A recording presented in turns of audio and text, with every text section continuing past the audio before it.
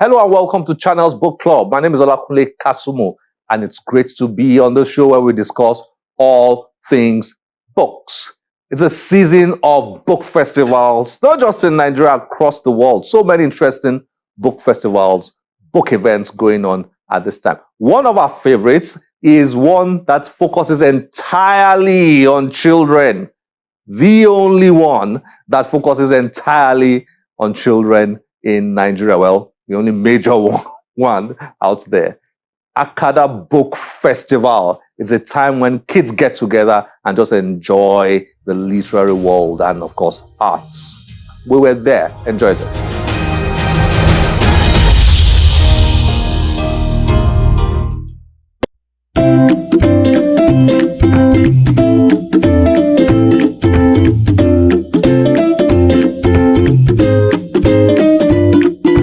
The Akada Children's Book Festival returns this year for its 6th edition with the theme Read Your Way.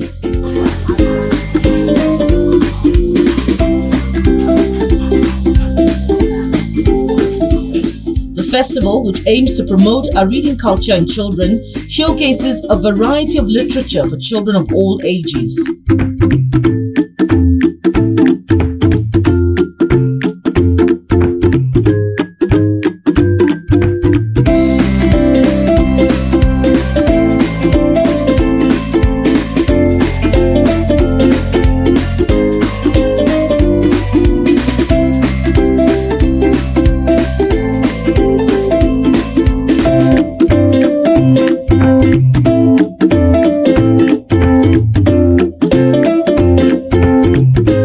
The young ones with their parents, teachers and guardians turn up for the annual festival at the Upbeat Recreational Center in Lagos.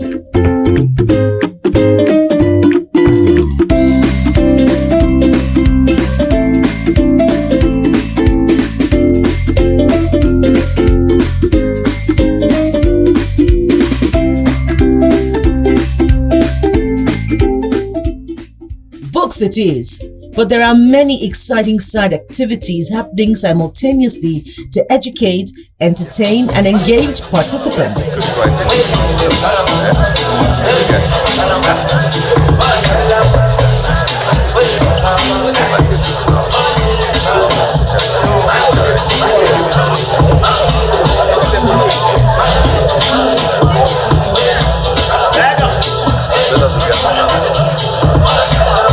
Authors read their books and interact with the children. Bashi had lived in Sokoto all his life and had been to the Sultan's Palace countless times. He had heard fantastic tales about amazing places in the country. He had also seen pictures of Aso Rock and knows that the president lives there. I have never been anywhere but here, Bashi said as he ran his fingers over his friend's magical garments. Hamza was picking up their food bowls when he saw a trader approaching. They were curious to know if they had met him before. We are going to Shola's birthday party and we are all supposed to go as our favorite fruits. I see.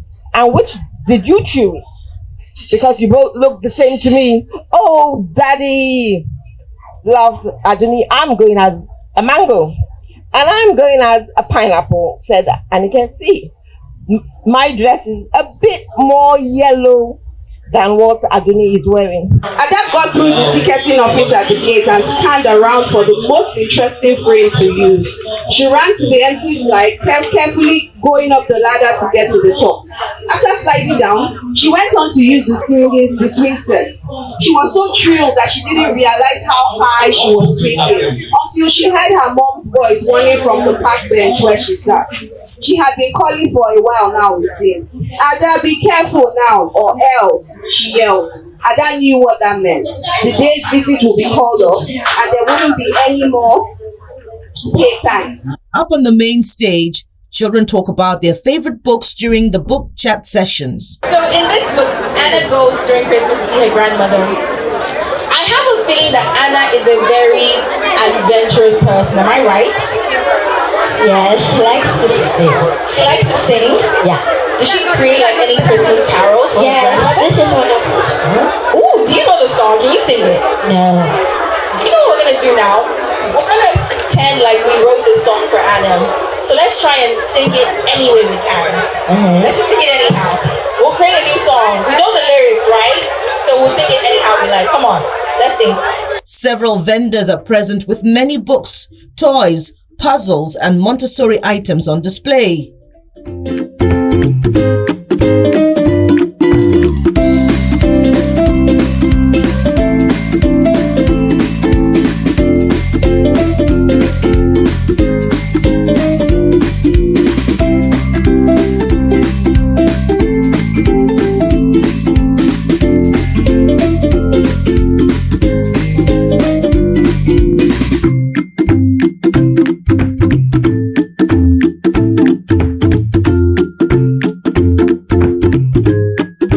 Educational workshops also hold for the kids.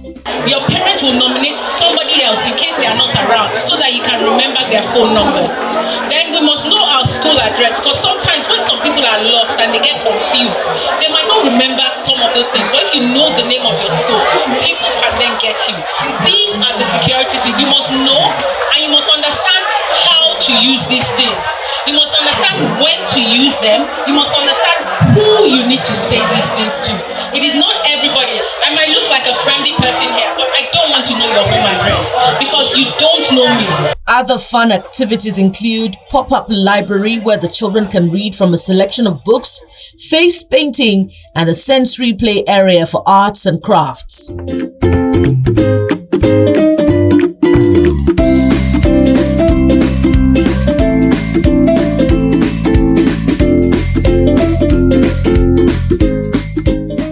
There was also a chess tournament to inspire the kids.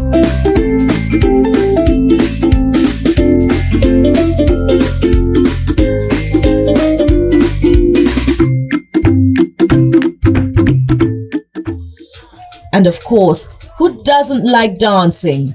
Alright,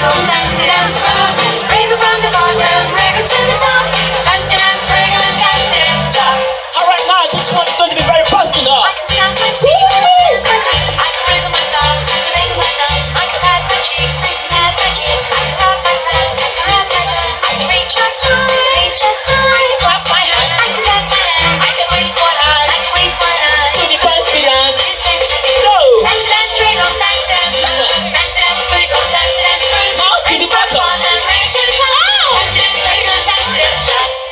A huge round of applause. Another major highlight of the festival is the announcement of Lola Shone's Oyinbo and the Mother Hen as the Akada Book Festival Children's Book of the Year. It's a very important thing in today's world where countries like Nigeria are being flooded with books that were written and illustrated by non-Nigerians and therefore full of characters that our children cannot relate to.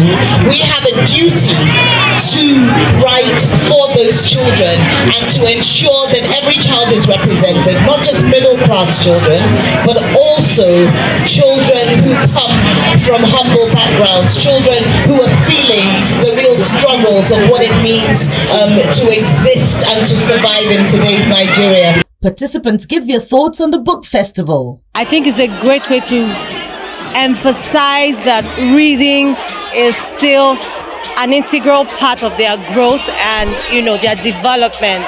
I've done so many things like that include reading, storybooks, playing games, listening to music, and many other fun sorts of things. The experience was impressive.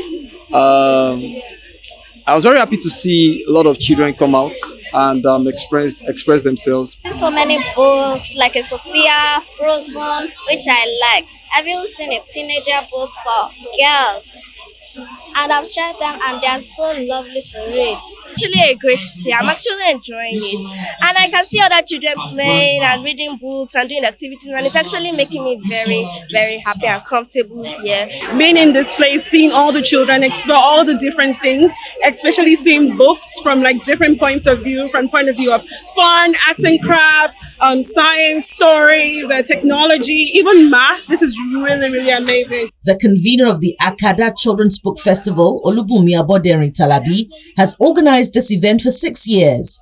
She speaks on its importance in encouraging children to read for pleasure. As you can see, this is a fabulous opportunity for kids to come across storybooks as opposed to textbooks. Now, storybooks are important because that is how children learn to love to read. They have something that's engaging. And if you look around you, you'll see children everywhere reading. They've got books in their hands and they're reading for fun. There's no teacher compelling them. They found a storybook that they find interesting and they're using it to develop their literacy abilities. The Akadat Children's Book Festival remains an essential pillar in emphasizing the importance of developing a literary culture in Nigeria.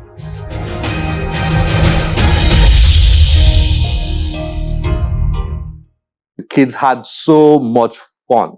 Well, our guest on this episode is a new author. She's done so much in the social media space, so you probably would have heard about her, seen her, or heard her sometime, or read something she posted on social media. I'll allow this introduction, and then you get to enjoy the conversation around her new book. Enjoy this.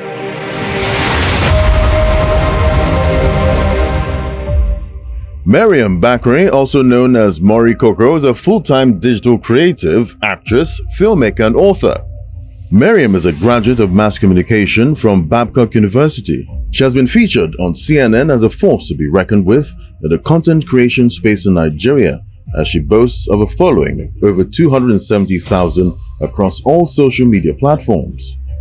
Mariam joins Channel's book club to discuss her memoir, Oyinbo Karimu.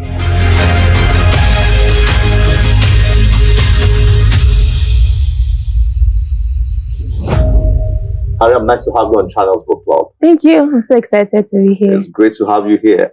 Well done, the famous Coco. Thank you. What's life like? For you over the years, because of your content creation work, you've been very much out there. YouTube, you've had your stint on TV. A little bit of that. A little bit of that, and all over. Well, what's that like? Normal, I guess. Normal, yes, for you? For me, I think it's what I've always, I won't say what I've always known, but it's something that I've been doing since I was like maybe 16, and I'm 30 soon, so it's become my new normal, so normal if you ask me. There was a time you wanted to be a doctor, I saw that. Oh my God, then I was failing chemistry, and then I went to the hospital, and then I saw that the hung somebody, and my heart couldn't take it. Like, you couldn't. Thank you. I'll just do music instead. Interesting. It's interesting. Well, it's nice to have you on the show. Your book, Oyinbo Karimu. Oyinbo Karimu. Wow. You started the book saying that, look, I don't even know what I want to write, but I just want to write. And I genuinely didn't know. No, okay, so this is how it is. I knew what I wanted to write. I genuinely just didn't know how it will come together. I didn't know what the style will be like. I didn't know what the tone, but I knew that I had something, that I could only share via a book. A book. Yes. It was, of course, your first experience writing a book. Yes. So what was the experience like? It was tough, exciting. It wasn't tough. Demanding. It wasn't demanding. It was just different. In the sense, it was exciting. It was like a roller coaster of emotions, where on some days I'm like, yeah, and other days I'm like, oh, more, how will I finish this thing? So it was just like a mixture of happy and exhausted, but the goal was, the intention was, there was never, I shouldn't be writing this. I knew that I was supposed to. It was just the courage to finish it and to find the time to just,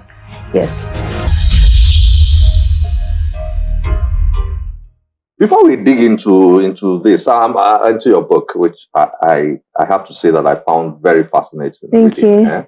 Before we dig into it, I'm curious, the Coco character or persona, how different is it from Mariam? Is it even a different persona or character at all, or that's just you with a name on it, with a tag on it? The different characters, like everybody in one, so to say. So it's now who's the receiver, the receiver decides which character comes out, right? So if you're like, if I'm cool with you, you get a certain character. If I'm one kind with you, you get a certain character. But it's still the same person. It's the same person. Yeah, but then regardless of the character, there's one fundamental character that is true, where it's like, whether it's Morikoko, whether it's Mariam, she still stays true to herself. It's just how much of herself you get to see is what would depend on your own person. Yeah. Yes, but it's still the same. I saw that. I saw that in your book. I saw on the one hand, I saw the humor in you. Then I saw the hyper serious, very serious, deeply spiritual. Yeah. You know, I saw that. I saw the philosophical, and I saw the entertainer. I saw all sorts of. So that was why the question came to my head. And I said, okay, let me ask you that. But let's dig in here. Now, what will the reader find in Oyinbo Karimu? The story of a girl whose journey rests on faith. Okay, so I grew up in Karimu Street, Ojolegba, but that was where I had my childhood, and then I was raised by a single mom, right? My dad was kind of like in the picture, but he also traveled abroad, so it was like majorly my mom, right? And then the background, the family background, and then I had so much.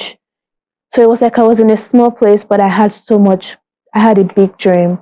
I had big ambitions, and then there was nobody who wanted what I had around, So I had to draw my strength from my faith, right? The connection that I had with God, where it's like, this TV thing, I'm going to do it. And there wasn't even Instagram then. This writing thing, I'm going to do it. How I'm going to do it, I don't know. No idea. But I'm going to do it, So that's basically just how I was able to do all of that from a relatively small place, because some people will come and argue now that Ojolegba is not small, but it kind of like was small for the kind of dreams that I had, right?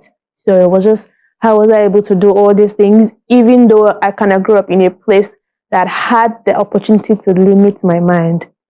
That's just generally what the book is about. And then it was my faith that played a major part. How much did this background shape you? That's a question with almost an obvious answer, but I will like you to talk about it because people know you for who you are today. They listen to you, watch you, and all those things. But how connected are you to that background? I feel like those were like the fundamental times in my, like that was my first introduction to life. You don't really forget that part of your life. So when people ask me, apparently some people think I give good advice, or they think I'm somewhat wise. I don't know why they think that. So when people ask me stuff and I answer, and they're like, oh my God, how do you know so much? I'm like, my grandpa raised, like when you have your grandparents raise you, there's a certain, you don't grow up like every normal child. You kind of grow up fast, because they're not doing you annoy them, they reply you with a proverb, or you just do something, they praise you with a proverb. There's just that kind of growth that comes with like living with your grandparents, with like having quite a number of people raise you. You're taking from here, and then life on a different level, so that way when you get out of that life, you're not looking down at people that are there like they're lazy, because that could have been you. Right? So you're just trying your best, where it's like, this is what I did to get out. You want to come out. But it's not like, oh, you're here, ew. It's never ew for me. It's still always going to be home. Yeah. Okay. So at the beginning of the book, you wrote that you were not even sure what you were going to write. At the end of the book, what did you feel you had written? Okay, so I said that I wasn't sure how it was going to go. The direction of the book, yeah. The direction, right? I knew that like I said earlier, I knew I wanted to write something, but then at the end, I was just grateful, because even in the middle of the book, I said, right, every day I'm like, oh my God, I'm in chapter 1. How will I read? Because you need a certain chapters to be able to call your book a book, right? So when I'm done with chapter 1, I'm like, oh my God, how will I even be able to read chapter 4? How would I be able to read chapter 5? And then I opened my laptop, and then the words kept pouring out, but then at the end, it was quite emotional, a roller coaster of emotions, where I was filled with gratitude, and I was also filled with so much emotions, because for this book, like I said at the end, I had to go back. I had to dig on like a lot of things, so many emotions, because it was the good, the bad, everything was there. Nobody wants to always visit the bad, but I had to go there to be able to bring this book. So I was just honestly very grateful that I had something to write. And I hope it's reasonable enough. It is. Trust me, it is. Yeah. The chapter that will get viewers really thinking, of course, the whole story is inspiring, but I think you deliberately left what someone might term as life lessons, summarized life lessons, in chapter 9. You think? Titled Truths I Live By. Yeah. So number 1 there is gratitude, right? Number 2 there is take charge of your mind. Number 3 there is life is not always black and white. I like that. Number 4 is you need people. You do. You need people. Yeah. One of the things I notice about your book is it's in many ways it is a book of relationships. In many ways, your story is a story of people. You wrote a lot about people and the impact they had on your life. Your mom's probably your greatest inspiration. You dedicated a whole chapter to her. As much as you loved your grandfather Alaji and you loved your dad, your mom took a whole chapter. And then you wrote about friends, friends that came your way, your experiences with friends, even the ones that broke your heart. The ones that broke my heart. You wrote about all that. Is that you? Is that your story? Is that a fair summary? That your story is a story of people who influenced you, inspired you, supported you, brought you to where you are. Yeah, we can say that, because like I said, there's actually a chapter we're going to call it that says you need people. So I'm very big on relationships. I'm very big on community, but in the sense that there's not a reason for you to now be friends with every Tom, Dick, and Harry. You can be a people's person and still be able to set healthy boundaries for yourself and still make your place a safe space. But if you want to live in life, you need that sense of community. Yeah, you do. So what's the biggest take home, and on a final note, the most important message perhaps that you would like the reader to take away from your book? Where it's like, no matter who you are, no matter where you come from, no matter anything that has been said to you, the moment you decide that you want to turn your life around, the power is in your hands, and it's very possible. That's a fair summary of your story. Yes, that's basically it. Story. Well, Mariam, it's great to have you on Channels Book Club. Thank you so much. Nice to have had this chat with you. Thank you. And thank you for introducing your book to us. I'm sure people can find this easily, right? Yes. Well, if you're in Nigeria, you can find it on Roving Heights, Uida Books, Book Nook. Yeah, those 3, and then Amazon for people that are outside Nigeria. Anywhere in the world, Amazon has the book.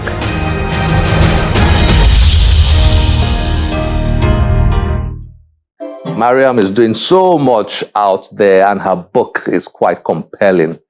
Get your hands on one copy and read. This is where we have to end the show today. As always, we'll be delighted to get your feedback through any of our social media platforms displayed on your screen. My name is Olakunle Kasumu. Remember, one great book can change your life. Bye-bye.